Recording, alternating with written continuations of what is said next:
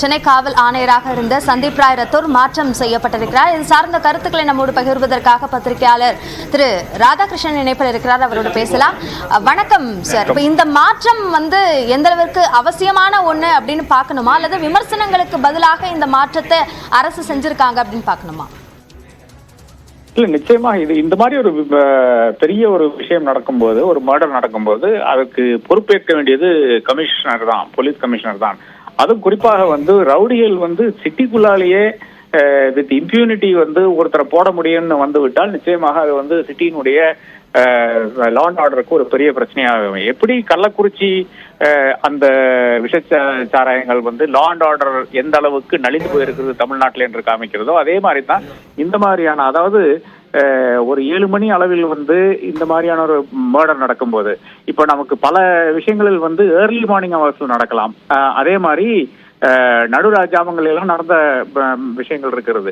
ஆனால் ஒரு ஈவினிங் சமயத்துல இல்லை என்றால் பட்டாப்பகல்ல ஒரு கொலை நடக்கும் போது, அதுவும் ஒரு அரசியல் ஆபரேட்டிவ், அவர் ரவுடியா இருக்கலாம், இல்ல இல்லாமல் கூட இருக்கலாம், இல்லை என்றால் கட்ட பஞ்சாயத்து பண்றவர் இருக்கலாம்.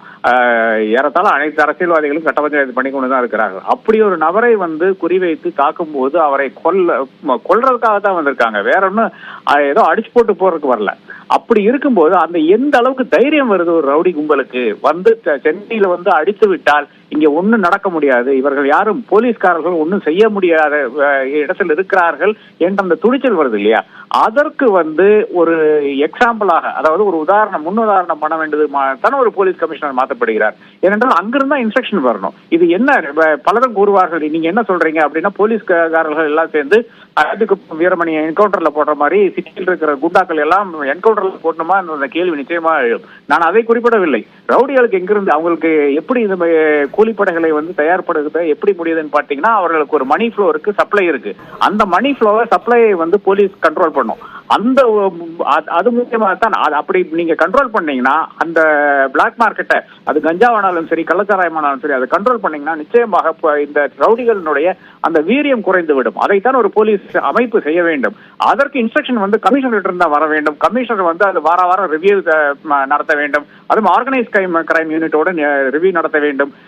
குறிப்பாக வட சென்னையில நம்ம எப்போ ஏதோ ஒரு கிளீஷே மாதிரி ஆயிடுச்சு, வட சென்னையில இந்த மாதிரியான விஷயங்கள் நடக்கும் என்று. அப்ப வட சென்னையை குறிவைத்துக் கொண்டு ஒரு பெரிய ஒரு டீமை அவர்கள் அந்த வேலையில் ஈடுபடுத்த வேண்டும். அது கமிஷனர் தவறிவிட்டார் என்று நான் கருதுகிறேன். நிச்சயமாக இது மிக மிக தேவையான ஒரு நடவடிக்கை, கரெக்டான நடவடிக்கையாக நான் பார்க்கிறேன். இப்போ ஆணையருடைய செயல்பாடுகள்ல முன்வைக்கப்பட்ட விமர்சனங்கள் சார்ந்த விஷயங்களை சொல்லியிருந்தீங்க. இப்போ இது போன்ற பெரிய சம்பவங்கள் நிகழும் போது அந்த இடத்திற்கு செல்ல வேண்டிய ஒரு அவசியம், அதே போன்று இந்த சம்பவங்களுக்கான உண்மை என்னவாக நடந்திருக்கிறது என்பது குறித்த ஒரு முழுமையான விளக்கத்தை கொடுக்க வேண்டிய அவசியம், இதெல்லாமுமே அவசியமாக இருந்தது. ஆனால் அதிலிருந்து இவர்கள் தவறிவிட்டார்கள் என்ற அடிப்படையில் இந்த நடவடிக்கை எடுக்கப்பட்டிருக்கு அப்படின்னு பார்க்கணுமா? நிச்சயமாக நம்ம தமிழ்நாடு காவல்துறையில் நான் பார்க்கின்ற ஒரு விஷயம் என்னன்னு பாத்தீங்கன்னா, அவர்கள் இந்த ஃப்ரண்ட்லைன் ஆபீசர்ஸ் இருக்கார்கள், யாரு களப்பணி ஆற்றுகின்ற அந்த அதிகாரிகளை ஏறத்தாழ ஒரு பலியாடுகள் மாதிரி ஆக்கி போடுவார்கள் என்றதான் அந்த சமீப கால நிகழ்வு நமக்கு தெரிவிக்கிறது. அதாவது ஒரு தலைவனாக இருந்தால் அந்த தலைவன் அதுக்கு பொறுப்பேற்க வேண்டும். பொறுப்பேற்று என்னால் தான் இந்த விஷயம் நடந்தது என்று அவர் தன்னுடைய ராஜினாமா கடிதத்தை கொடுக்க வேண்டும். இல்லை என்றால் எனக்கு இந்த பதவி வேண்டாம் என்று அவர் விலகி வர வேண்டும். This a total failure of a police commissioner. அதே மாதிரி அந்த சாராய மரணங்கள் ஏடிஜிபி லா அண்ட் ஆர்டருடைய டிஜிபியினுடைய ஒரு ஃபெயிலியராகத்தான் அவர்கள் பார்க்க வேண்டும். ஆனால் இந்த சமீப காலத்தில் நாம் பார்க்கின்ற ஒரு பெரிய ஒரு விஷயம் என்னன்னு பாத்தீங்கன்னா, இவர்கள் யாரும் அந்த ஸ்பாட்டுக்கும் போறதில்லை. அவர்கள் ஏடிஜிபி லா அண்ட் ஆர்டர் போயிருந்தார் கள்ளக்குறிச்சிக்கு, ஆனால் டிஜிபி ஸ்பாட்டுக்கு போகவில்லை. அப்போ யாருமே அதற்கான அந்த ரெஸ்பான்சிபிலிட்டி எடுத்துக்க மாட்டேங்கிறாங்க. அவர்கள் யாரு களப்பணி ஆட்டிக் கொண்டிருக்கிறார்களோ அவர்கள் மேல இந்த பழியை போடுகிறார்கள். குறிப்பாக இந்த கேஸ்ல அசராகாருக்கு மேலே அந்த பழியை போட முனைந்து கொண்டிருந்தார்கள் என்றுதான் எனக்கு வருகின்ற தகவலா இருக்கிறது. அதே மாதிரி அங்க லோக்கல் போலீஸ், லோக்கல் எஸ்பியை கள்ளக்குறிச்சி விஷயத்துல அவர்களை மட்டும் குறிவைத்து அவர்களை மட்டும் மாற்றுவது, அவர்களை மட்டும் சஸ்பென்ஷன்ல வைக்கிறது நிச்சயமாக அது நியாயம் கிடையாது, நீதியும் கிடையாது. நிச்சயமாக அது உண்மைக்கு புறமான விஷயமாகத்தான் இருக்கும். அதிலும் ஒரு ஹைரார்கியில் இருக்கு இல்லையா, அந்த ஹைரார்கியில் இருக்கின்ற அனைத்து அதிகாரிகளும் நிச்சயமாக அதற்கு அதுக்கு பங்குதாரர்களாக இருக்கிறார்கள், அவர்களை எல்லாம் வந்து மாற்ற வேண்டும், கூண்டோட மாற்ற வேண்டும். There should be fear. அது போலீஸ் என்ற அந்த ஒரு யூனிஃபார்முக்கு ஃபியர் வேணும். ரெண்டாவதாக இந்த போலீஸ்காரர்களுக்கும் அரசியல் அதிகாரம் படைத்த முதலமைச்சர் ஆரம்பிக்கின்ற அந்த கேபினெட்டுக்கு ஃபியர் வேணும். இது ரெண்டும் இப்போது இல்லாத ஒரு நிலையில் தான் நாம் வந்து பயணித்துக் கொண்டிருக்கிறோம். இப்ப அதிகாரிகளுடைய இந்த மாற்றம் மூலமா மட்டுமே இந்த மாற்றங்கள் எல்லாம் நிகழ்ந்துடுமா, அல்லது அதிகாரிகள் மேல இந்த பிரச்சனைகள் சார்ந்த விஷயம் அல்லது பொறுப்பு என்பது அவர்கள் மேல விதிக்கப்படுது அப்படின்னு பார்க்கணுமா?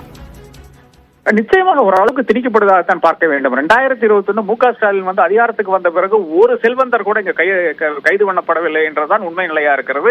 குறிப்பாக சொல்ல போனீங்கன்னா அந்த செஹ்மத் கிளப் என்ற அந்த கிளப் இருந்தது இல்லையா, அந்த கிளப் அதுல வந்து அதனுடைய ஒரு பெரிய ஒரு கொலாப்ஸ் நடக்கிறது. அதுல வந்து சில நபர்கள் வந்து மரணம் அடைகிறார்கள், இன்ஜூர் ஆகிறார்கள். அதற்கு வந்து அவனுடைய ஓனரை கூட கைது பண்ணவில்லை. 2021 இருந்து திமுக அரசாங்கத்தினுடைய ரெக்கார்டு பாத்தீங்கன்னா மிக மிக ஒரு மோசமான ரெக்கார்டாக இருக்கிறது.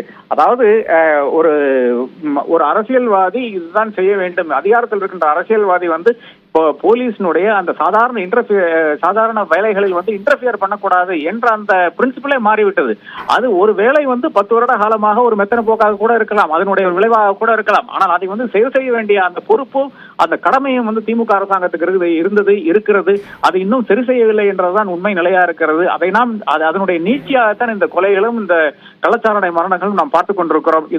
இது முக்கியமாக இந்த அரசாங்கம் வந்து மிக சீரியஸாக எடுத்துக்கொண்டு அந்த பணிகளில் யாரெல்லாம் வந்து ஐடென்டிஃபைடாக பெர்ஃபார்ம் பண்ணியிருக்கிறார்களோ அந்த அதிகாரியை மட்டும்தான் நியமிக்க வேண்டும். அப்புறம் அதன் செகண்டாக அவர்களுக்கு வந்து ஃப்ரீ ஹேண்ட் கொடுக்க வேண்டும். இப்போ கூட பல மாவட்டங்கள் இருக்கிற எஸ்பிக்கள் வந்து முக்கியமான நபர்கள் மேல ஆக்ஷன் எடுக்கிறதுக்கு மறுக்கிறார்கள், பயப்படுகிறார்கள் என்ற தகவல் வந்து சென்னைக்கு வந்து கொண்டிருக்கிறது. இது எதனால்னு பாத்தீங்கன்னா நிச்சயமாக பல அரசியல் பங்கஷனரிஸ்னுடைய அந்த ஒரு இன்டர்ஃபியரன்ஸ் தான் வருகிறது. இதை தடுக்க வேண்டியது முதலமைச்சரினுடைய தலையாய கடமையாக இருக்கிறது. இணைப்பில் வந்து உங்களுடைய கருத்துக்களை எங்களோடு பகிர்ந்து கொண்டமைக்கு நன்றி திரு ராதாகிருஷ்ணன்.